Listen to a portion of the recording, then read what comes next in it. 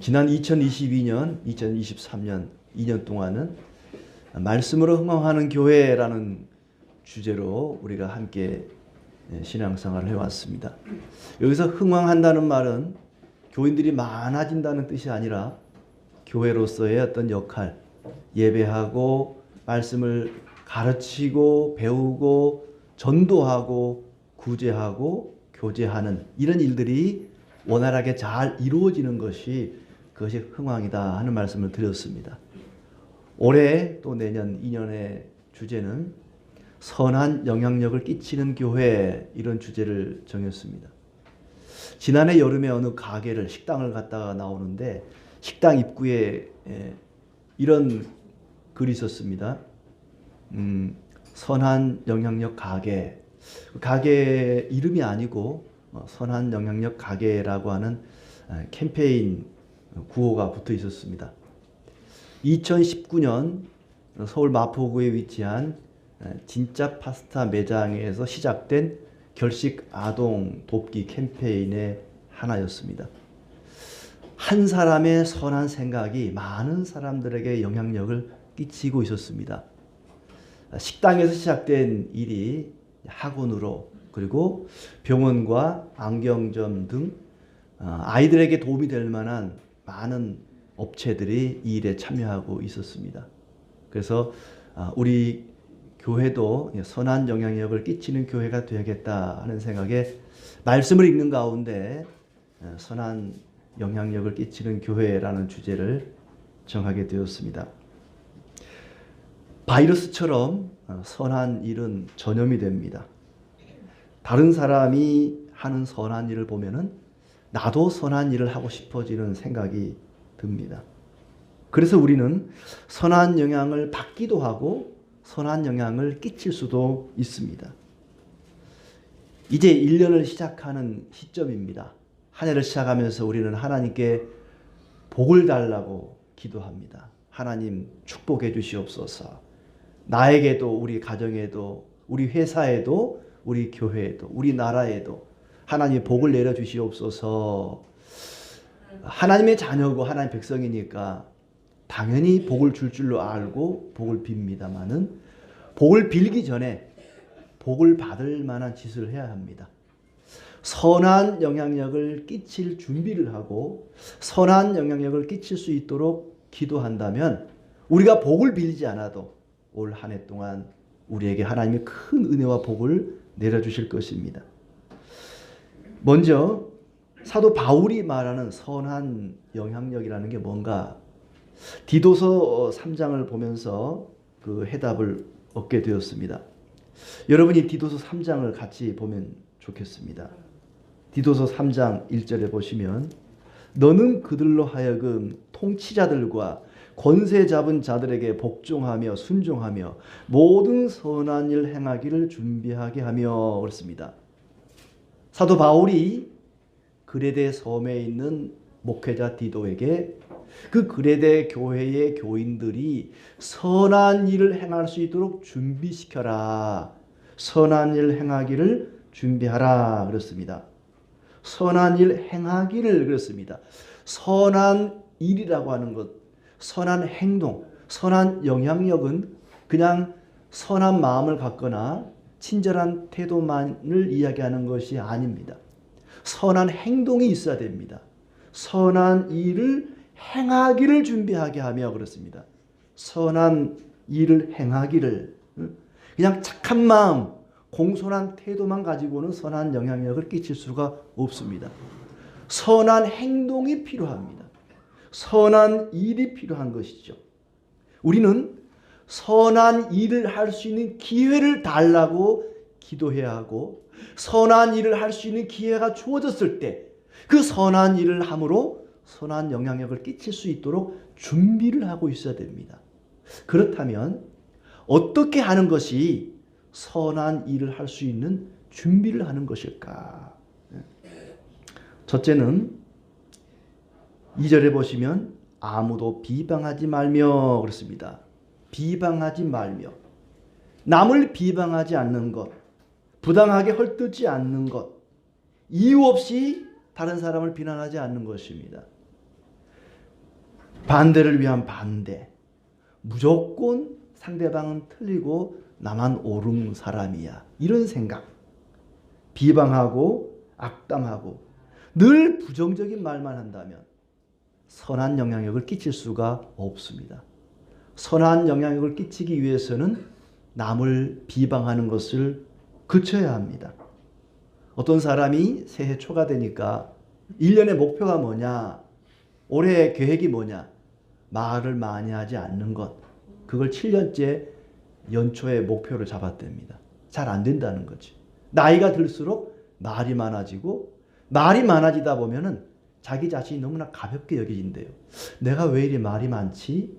말이 많다 보면은 실수가 많고 또 특히나 남을 비난하고 헐뜯는 말을 많이 하게 되면 때로는 그런 사람이 추해 보이기도 합니다. 남을 비방하는 그런 습관을 가진 사람은 절대 선한 영향력을 끼칠 수가 없습니다. 두 번째는 다투지 아니하며 다투지 말며 그렇습니다. 다투지 말며. 이 다툰다는 말 아마코스란 헬라어입니다. 싸우지 않는 것입니다. 싸우지 않는 것. 아무리 내가 옳다고 해도 자신의 주장을 내려놓는 것입니다. 싸움을 피하는 겁니다. 똥이 무서워서 피하는 게 아니라 더러워서 피한다 그러지 않습니까? 예? 싸움을 좋아하는 호전적인 사람은 선한 영향력을 끼칠 수가 없습니다. 아무리 내 주장이 옳다 해도 그것 때문에 싸우지 말아야 선한 영향력을 끼칠 수가 있는 것이죠. 9절에도 보면은 어리석은 변론을 피하라, 분쟁을, 다툼을 피하라 이런 말이 나옵니다. 다툼을 피하는 것. 이 싸워도 싸우는 사람은 다툼을 좋아하는 사람은 다투고 싸워서 이겨도 그게 선한 영향력을 끼치는데 아무 도움이 안 됩니다. 아무리 내 주장이 옳고 내 말이 옳아서 싸워서 이긴다 해도 그게 무슨 도움이 되겠습니까? 세상 사람들과 다투지 않고 싸우지 않는 것도 중요하지만 그것은 교회 안에서부터 그래야 됩니다. 교회 안에서 늘 다투고 싸우면서 교회 밖에 가서는 어떻겠습니까? 베드로전서 2장 23절 말씀에도 주님께서 어떻게 하셨는가 하면 욕을 당하시되 맞대어 욕하지 아니하시고 고난을 당하시되 위협하지 아니하시고 욕을 당하시되 맞서서 욕을 하지 않으신 그 주님의 모습. 우리가 선한 영향력을 끼치겠다고 좋은 일을 하고 착한 일을 하고 동네에 다니면서 담배꽁초를 줍고 쓰레기를 줍는데 어떤 사람이 담배꽁초를 줍고 있는데 거기다 버려요. 이것도 주워가세요. 그러고 버리더라고. 그런다고 내가 뭘로 보이길래 그러냐고 막 맞서 싸우면 그 선한 일이 뭐가 되겠습니까? 아무리 선한 일을 많이 해도 다투고 싸운다면 그건 어떤 영향력도 끼칠 수가 없다는 얘기입니다. 세 번째로 관용하며 그렇습니다. 관용하며. 이 관용한다는 말은 어떤 법조문이나 어떤 문서에 명시된 것이 있을지라도 그대로 하지 않고 포용하는 것입니다. 어떤 가게의 식당의 사장이 아르바이트생을 쓰는데 계약서를 씁니다. 1시간에 10,000원. 너무 작은가요? 네. 1시간에 그럼 12,000원 계약서를 쓰고 만약에 일을 하다가 접시를 하나 깨면 20,000원 그랬어요. 근데 1시간 일하다 접시를 깼네. 그러면 버는 것보다 줘야 하는 게 더 많아요. 접시가 20,000원인데 1시간에 12,000원밖에 못 받아. 8,000원이 손해네.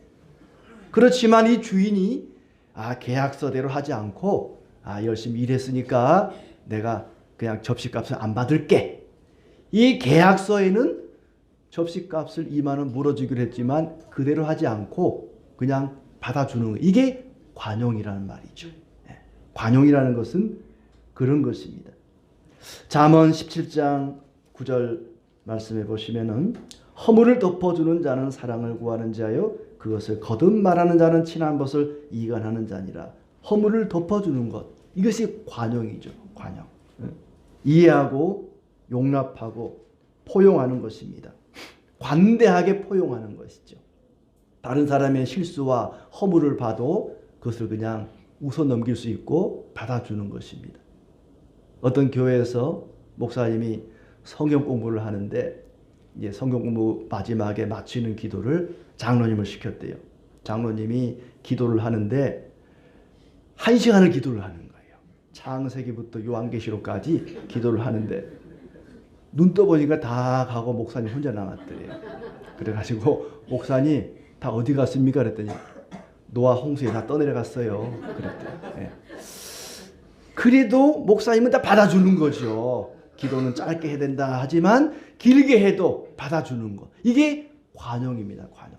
이 관용이 없으면 아무리 좋은 일을 해도 선한 영향력을 끼칠 수가 없다는 얘기입니다. 네 번째로 선한 영향력을 끼치기 위해서는 온유함이 있어야 된다. 범사의 온유함을 모든 사람에게 나타낼 것을 기억하게 하라. 온유함. 모든 사람에게, 사람을 차별하지 말고 누구에게든지 온유함을 나타내야 된다. 이 온유함이라고 하는 것은 자기 감정을 철저히 가라앉히는 것입니다. 억울한 일을 당해도 평정심을 유지하는 것입니다. 그렇게 하지 않고는 선한 영향력을 끼칠 수가 없다는 얘기죠. 오른뺨을 맞거든 왼뺨도 때리라고 돌려대는 것입니다. 응? 속옷을 달라 하면 겉옷까지 주는 정신, 그것이 온유함이지요. 온유함의 최고는 모세입니다. 모세. 피가 거꾸로 솟을 만한 그런 속상한 일을 수도 없이 만났지만 모세는 참고 인내하고 온유함을 지킵니다. 그의 누이인 미리암이 자기 올케, 남동생의 부인이면 올케인가요?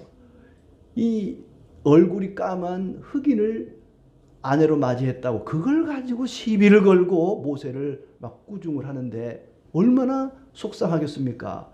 아니 데리고 살아도 내가 데리고 살지 누나가 데리고 사냐고 막 화가 날 만도 한데 모세는 화를 내지 않습니다. 분노하지 않습니다.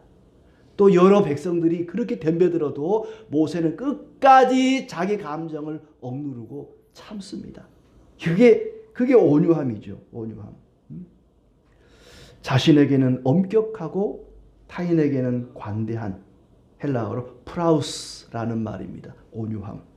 내로남불과는 반대되는 말이죠. 이렇게 다른 사람에게 선한 일을 행하기 위해서는, 선한 영향력을 끼치기 위해서는 비방하지 말고 다투지 말고 관대해야 되고 또 온유해야 됩니다. 이것이 없으면 아무리 좋은 일을 많이 해도 선한 영향력을 끼칠 수가 없다는 얘기입니다. 자, 그렇다면 에스겔은 어떤 사람이었을까요? 에스겔이야말로 참 선한 영향력을 끼치는 사람이 아닌가 생각이 듭니다. 에스겔은 말로만 아니라 그의 삶과 행동을 통해서 하나님의 메시지를 전했습니다. 백성들을 깨우치고 백성들에게 하나님 말씀으로 교훈하는 일을 맡은 선지자입니다. 자신의 삶을 통해 행동을 통해서 백성들을 깨우치고 하나님께로 돌이키려고 했던 사람이 에스겔입니다. 하나님께서 에스겔에게 명령합니다. 낮에 진보다리를 싸서 마치 피난 가는 사람처럼 도망가는 사람처럼 문 밖에 내놨다가 해가 지거든 그걸 가지고 성벽을 부수고 도망가는 행동을 해라. 진짜로 그렇게 도망가는 게 아니라 백성들이 보는 앞에서 그렇게 하라는 것입니다. 그러면서 반복해서 하는 말씀이 그들의 목전에서 그렇습니다. 그들의 목전에서 백성들이 보는 눈 앞에서 그렇게 행동하라. 네 혼자 몰래 숨어서 그렇게 하지 말고 백성들의 목전에서 그렇게 피난 가는 사람처럼 진보다리를 싸서 내놨다가 저녁 되면은 그걸 가지고 도망가는 것을 한번 보여줘라. 예루살렘이 망해서 왕도 백성도 피난길에 나서게 될 것이고 이 나라가 망하게 될 것이다 하는 것을 행동으로 보여주라는 것이지요. 피난 떠날 채비를 해라. 아직 나라가 망한 건 아니지만은 장차 이 나라가 망해서 왕을 비롯해 백성들이 피난 갈 일이 생길 것이다 하는 걸 말씀으로 보여주라는 것입니다. 날이 저물면 성벽을 뚫고 밖에 내놨던 진보다리를 들고 떠나라. 그들의 목전에서 백성들이 보는 앞에서 그렇게 하라는 것입니다. 백성들이 그것을 보고 깨닫고 돌이키게 하려는 것이죠. 그리고 에스겔은 내가 그 명령대로 다 행하였다 말합니다. 그리고 또 하나의 행동을 요구합니다. 18절에 보면 떨면서 음식을 먹고 근심하면서 물을 마셔라. 음식을 먹고 물을 마시는 것도 떨고 근심하면서 마시는 일이 생길 것이다. 장차 전쟁이 일어나고 나라가 망하고 예루살렘이 무너지는 날 그렇게 될 것을 예언하는 말씀입니다. 그만큼 이스라엘이 망하고 황폐하게 될 것이다. 그리고 왕과 백성들이 끌려갈 것이다. 그렇게 말을 하는데 이 백성들이 에스겔이 하는 말을 듣고 아멘 할렐루야 하고 순종하느냐 하면 전혀 그러지 않습니다. 들으려고 하지도 않고 보려고 하지도 않고 2절 말씀에 그들은 볼 눈이 있어도 보지 아니하고 들을 귀가 있어도 듣지 아니하나니 그들은 반역하는 족속임이라. 반역하는 족속입니다. 그렇게 하나님 말씀을 듣지 않고 반역하고 패역한 족속들이지만 이 9장 8절에 보면은 그 백성들을 위해서 에스겔은 기도합니다. 하나님이 이스라엘 백성들 다 죽이겠다 그러니까 에스겔이 하나님 그러면 안 됩니다. 살려주십시오. 마치 몽둥이를 들어 아들을 때리는 그 아버지를 향해서 엄마가 치마폭으로 아들을 감싸면서 당신이 얘 잡을 거냐고 죽일 거냐고 그렇게 자기 아들을 감싸는 어머니처럼 에스겔은 하나님 이 백성 다 죽일 겁니까? 이 남은 백성을 다 죽일 겁니까? 이러면 안 됩니다. 그렇게 자기 말을 들어주지 않고 비난하고 모욕하고 조롱하는 백성들을 향해서 에이 나쁜 놈들 못된 놈들 죽어라 그렇게 말하지 않습니다. 하나님 이 백성들을 살려주십시오. 이 백성들 다 죽일 겁니까? 그는 온유한 사람이었고 관용하는 사람이었습니다. 대낮에 살림살이를 진보다리를 싸가지고 문 밖에 꺼내놓으라 그럽니다. 그리고 저녁이 되니까 그걸 들고 성 밖을 나가요. 어린 애들 장난하는 것 같죠. 조롱합니다. 야야야 에스겔 너 지금 장난하나? 놀고 자빠졌네. 아마 비난하고 조롱했을 것입니다. 비웃었습니다. 모욕했습니다. 그들은 패역한 백성들이었습니다. 그럴 때 에스겔이 에이 더러워서 못해 먹겠네. 하나님 말씀 전하는 거 나 안 할래. 그리고 때려치우지 않았습니다. 에스겔은 끝까지 온유한 마음으로 관용하는 마음으로 그 백성들 앞에서 하나님 말씀을 전하는 사명을 감당합니다. 에스겔은 그야말로 그 시대의 그 백성들에게 선한 영향력을 끼쳤던 사람입니다. 듣든지 아니 듣든지 말씀을 전하라 그러죠.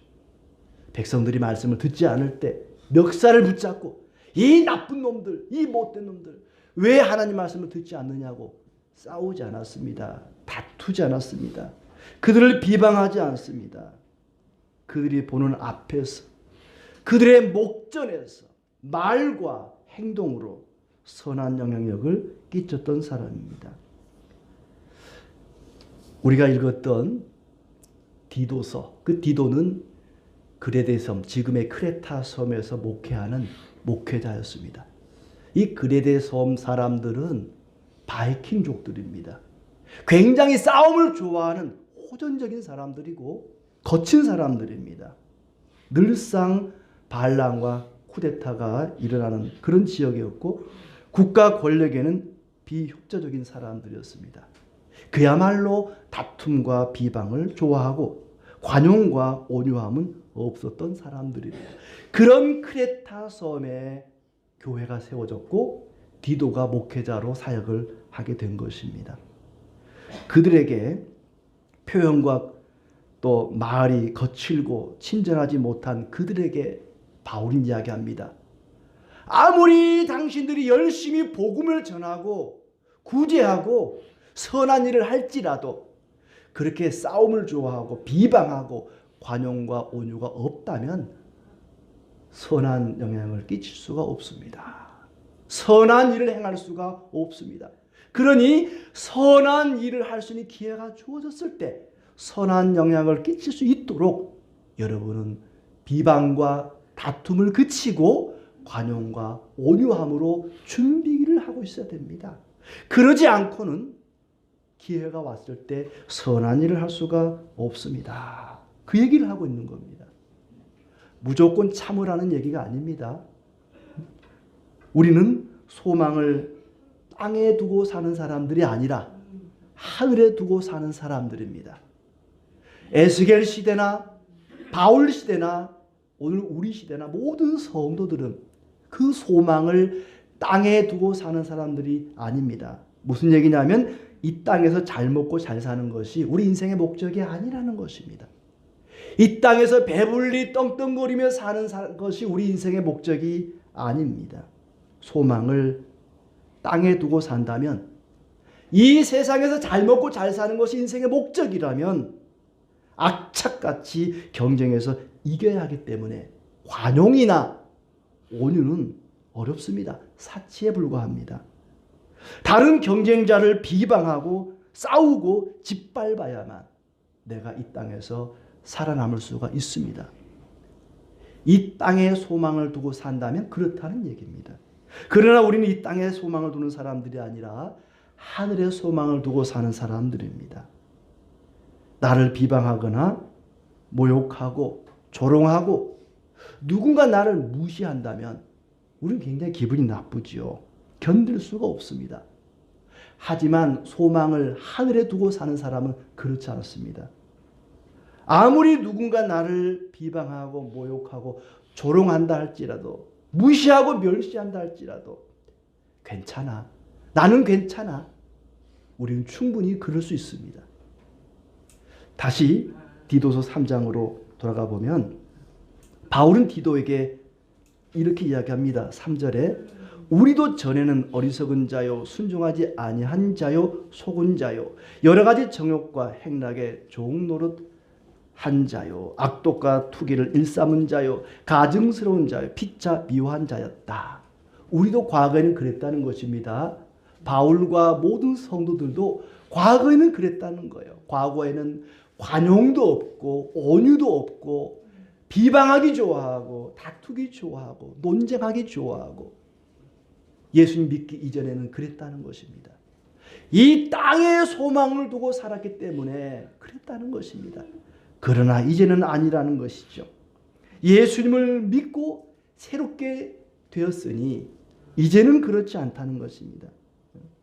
우리도 전에는 그레데인처럼 거친 사람들이었다. 다투기를 좋아하고 비방하기를 좋아하는 그런 사람들이었다. 하지만 하나님의 자비와 사랑으로 의롭다함을 얻은 지금은 더 이상 그러지 않다는 것이죠. 5절에 보시면 오직 그의 긍휼하심을 따라 중생의 씻음과 성령의 새롭게 하심으로 우리는 새 사람이 되었다. 성령을 풍성히 우리에게 부어주셔서 그의 은혜를 힘입어 의롭다 하심을 얻어 영생의 소망을 따라 상속자가 되었다. 이제 우리는 새 사람이 되었다는 얘기입니다.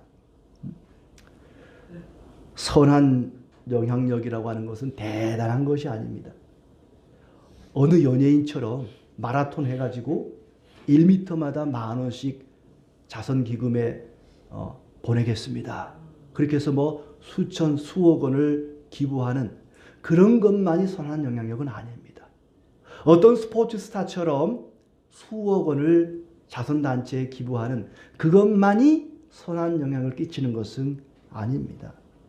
하나님을 닮아가는 것, 성령이 내 안에 계심으로 내가 하나님을 닮아가는 것, 그것이 선한 영향력을 끼치는 것입니다. 에스겔이 보여준 것이 그것입니다. 에스겔이 보여준 것은 단순히 행동으로 어떤 진보다리를 꾸려나가고 뭐 음식을 먹고 마시는 그걸 보여준 것이 아니라 하나님의 성품을 보여주는 것이죠. 비방하지 아니하고 다투지 아니하고 모든 것을 포용하고 용납하고 온유한 마음으로 대하는 것. 에스겔이 그들 목전에서 보여준 것은 바로 그것이었습니다. 아무리 많은 돈을 기부하고 헌금하고 아무리 좋은 일을 한다 할지라도 이것이 없으면 말짱 도루묵입니다. 맨날 싸우기 좋아하고 비방하기 좋아하고 관용이나 온유함이 없다면 아무리 좋은 일을 많이 해도 선한 영향력을 끼칠 수 없습니다. 말짱 도루묵입니다. 말짱 도루묵이 뭔지 아세요? 임진왜란 때 선조가 전쟁이 나니까 급히 동해안으로 피난을 갔답니다. 피난길에 먹을 게 뭐 있겠습니까? 신하들이 임금님께 뭘 드릴까 하다가 거기서 많이 나는 생선을 바쳤대요. 피난길에 배가 고프니까 얼마나 맛있었겠어요. 그래서 이 생선의 이름이 뭐냐 했더니 묵입니다. 묵. 그래? 야, 너무 맛있다. 그 배를 보니까 은빛이 나. 이 생선을 앞으로 은어라 불러라 그랬대요. 그래서 은어가 되었답니다. 전쟁이 끝나고 한양으로 올라왔는데 그 생선이 먹고 싶은 거예요. 그래서 신하들에게 야, 동해안 가가지고 그 생선장 구해가지고 와라. 그랬더니 생선을 이제 힘겹게 구해온 거예요, 신하들이. 지금처럼 무슨 뭐 교통편이 좋은 것도 아니고 무슨 뭐 배달 서비스가 있는 것도 아니고 얼마나 힘들었겠습니까, 신하들이. 생선을 받쳐 올렸는데 그 맛이 아닌 거예요. 배가 부르니까 맛이 없는 거예요. 야, 이거 왜 이렇게 맛이 없냐? 도루묵이라고 불러라.